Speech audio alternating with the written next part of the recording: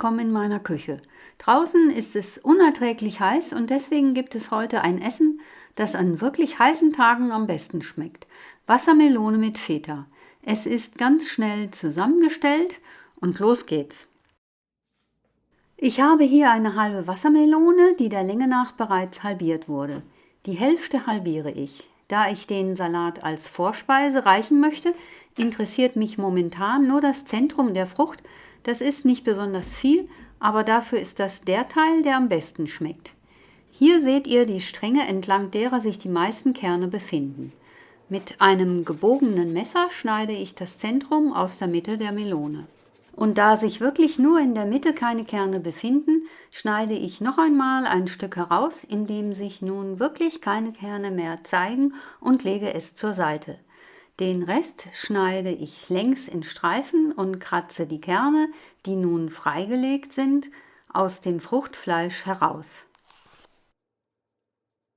Das Filetstück, das ich anfangs zur Seite gelegt hatte, schneide ich nun in 2 Scheiben und mit Hilfe eines Plätzchenausstechers stanze ich einen Schmetterling und eine Blüte aus diesen Scheiben. Sie dienen mir später als Verzierung. Man kann natürlich alle möglichen Formen ausstechen. Ein Herz, eine Sonne oder ein kanadisches Ahornblatt sind nur einige Beispiele. Ich hätte gerne noch einen zweiten Schmetterling produziert, aber die zweite Melonenscheibe war leider zu klein. Das Fruchtfleisch habe ich nun in mundgerechte Würfel zerteilt und in eine Schüssel gegeben. Und da momentan die Zwiebeln noch am Heranwachsen sind, gebe ich eine Frühlingszwiebel an den Salat. Dazu schneide ich den Wurzelstrunk ab, entferne die äußere Blattschicht, denn sie kann zäh sein, und schneide die oberen Blattenden ab, da diese hier schon etwas ausgetrocknet waren. Nach dem Waschen halbiere ich die Zwiebel und schneide sie in knapp 10 cm lange Stücke. Das Grün lässt sich nun schneller in kleine Röllchen schneiden, die über die Melonenwürfel gegeben werden. Die Zwiebel schneide ich in feine Ringe und auch sie wird ebenfalls auf die Melone gegeben. Nun wird gewürzt, und zwar mit einer guten Prise Meersalz, denn es ist ja warm, und mit Pfeffer aus der Mühle. 2 Esslöffel Olivenöl geben dem Ganzen eine mediterrane Note. Alles wird untergemischt.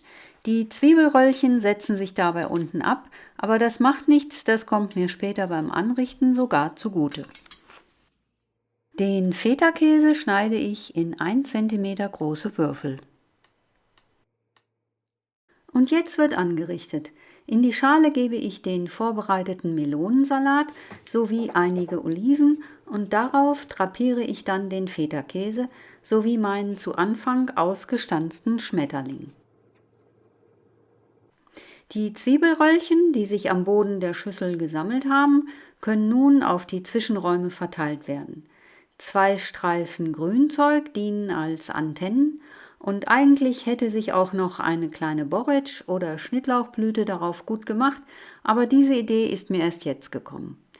Wie dem auch sei, zum Schluss wird noch einmal mit einem kleinen Schuss Olivenöl alles zum Glänzen gebracht und einer wunderbar erfrischenden Vorspeise steht nun nichts mehr im Weg.